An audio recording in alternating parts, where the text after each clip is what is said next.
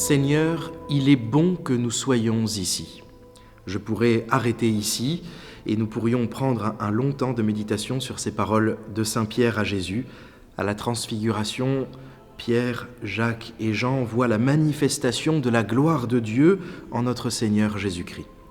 Déjà dans le livre de l'Exode, au chapitre 39, lorsque Moïse descendit de la montagne du Sinaï, ayant en main les 2 tables du témoignage, il ne savait pas que son visage rayonnait de lumière depuis qu'il avait parlé avec le Seigneur. Aaron et tous les fils d'Israël virent arriver Moïse, son visage rayonnait. Et ils n'osaient pas donc s'approcher. Ils n'osaient pas s'approcher car il y avait quelque chose de la gloire de Dieu qui se manifestait déjà sur le visage de Moïse. Et dans l'Ancien Testament, il y avait cette crainte de mourir si l'on voyait la gloire de Dieu. C'est cette même crainte que ressentent les apôtres Pierre, Jacques et Jean à la Transfiguration, où ils voient la gloire de Dieu qui resplendit sur le visage du Christ. C'est cette même crainte que ressentent donc les apôtres Pierre, Jacques et Jean, d'autant plus que ce n'est pas seulement le visage de Jésus qui devint brillant comme le soleil, mais ses vêtements tout entiers aussi qui étaient blancs comme la lumière. Car Jésus, il est Dieu. Saint Thomas d'Aquin constate que le mystère de Jésus n'est pas tant la transfiguration que le fait que Jésus arrive à cacher sa gloire devant les hommes. Mais alors pourquoi Jésus manifeste sa gloire à ces 3 apôtres qui sont les mêmes que l'on retrouvera d'ailleurs à Gethsémani ? Dans les évangiles synoptiques, Matthieu, Marc et Luc, la transfiguration est encadrée par les 2 annonces de la passion du Christ. Alors que fait Jésus ? Eh bien, il vient prévenir, mieux, il vient prémunir, affermir notre foi à travers la transfiguration pour rester fort dans l'adversité, fort au moment de la passion du Christ, ce à quoi nous nous préparons durant tout ce temps du carême. L'Église et nous-mêmes ne sommes pas promis à un bonheur terrestre, bien qu'il faille aussi se réjouir des vraies joies que nous pouvons glaner en ce bas monde. Nous sommes faits pour voir Dieu, pour le contempler dans sa gloire. C'est ce que manifeste la transfiguration de notre Seigneur. Nous ne sommes pas faits pour la souffrance. Oui, des souffrances, c'est sûr que nous en avons tous vécu dans notre vie, et des moments heureux aussi, des moments heureux, des moments moins heureux, mais des moments heureux. Est-ce que l'on en a eu ? Oui, plein. Sachons rendre grâce à Dieu pour tous ces moments que nous avons vécus.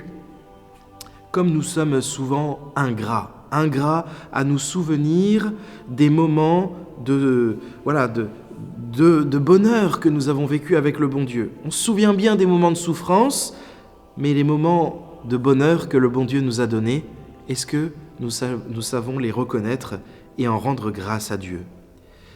Est-ce que dans ma vie, je peux dire « Il est bon d'être là en présence de Dieu ».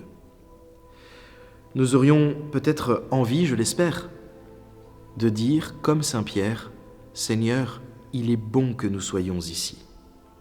N'est-ce pas cela que nous devons annoncer au monde, la joie d'être en présence de Dieu, non seulement à la messe, bien sûr, mais aussi dans tous les instants de notre vie. Oui, Seigneur, qu'il est bon d'être avec toi.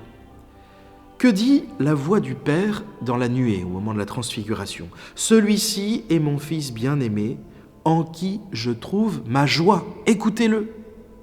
Ce écoutez-le, il est tellement important. Quand j'invite aussi souvent avant la messe à faire du silence, ce n'est pas pour que nous soyons dans une absence de bruit, non, mais c'est pour que nous puissions nous mettre à l'écoute de Dieu. À l'écoute de Dieu qui parle à notre cœur. Et Dieu, il ne parle pas dans le bruit, mais il parle dans le silence d'une brise légère. Les 3 témoins que sont Pierre, Jacques et Jean vont avoir peur car ils voient la gloire de Dieu. C'est une vision de quelque chose qu'ils ne devraient voir normalement qu'au ciel. Ils tombent par terre et que fait Jésus ? Il les touche et il les relève. Quelle pédagogie divine, Dieu qui nous touche et nous relève. Et levant les yeux, ils ne virent plus personne sinon lui, Jésus, seul. C'est encore la parole de saint Paul, « Parmi vous, je n'ai rien voulu connaître d'autre que Jésus-Christ, ce Messie crucifié. » Jésus seul, c'est, je l'espère, ce que nous essayons de vivre et que nous vivrons particulièrement en adorant Jésus au reposoir le jeudi saint.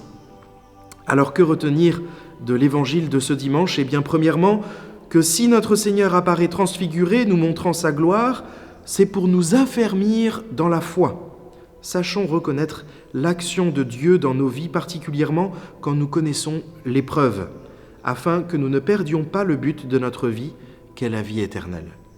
Et deuxièmement, qu'il nous faut l'écouter dans le silence et non pas le bruit. Donc n'ayons pas peur, durant ce temps de carême, de donner de vrais temps de silence au bon Dieu. Mais des silences habités, pas des silences qui soient juste des absences de bruit, non, mais des silences habités pour écouter le Seigneur. Alors, chers frères et sœurs, eh bien, demandons la grâce, en ce deuxième dimanche de carême, d'être affermis dans la foi, de nous faire entrer dans le grand silence du carême, non pas un silence qui soit juste absence de bruit, comme je le disais, mais un silence habité de la présence de Dieu, qui est un reflet de la manifestation de sa gloire. Amen.